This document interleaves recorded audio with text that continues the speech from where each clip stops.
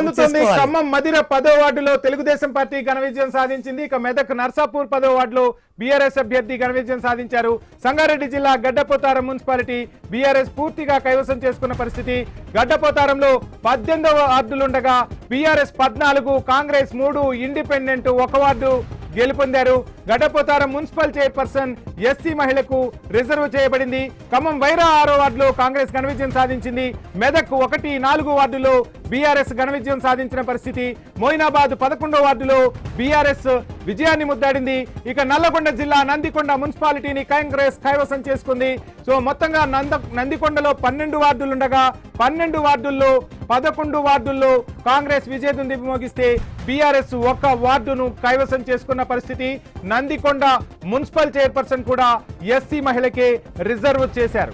So మొత్తంగా ఒక్కొక్కటిగా ఫలితాలైతే వస్తూ ఉన్నాయి.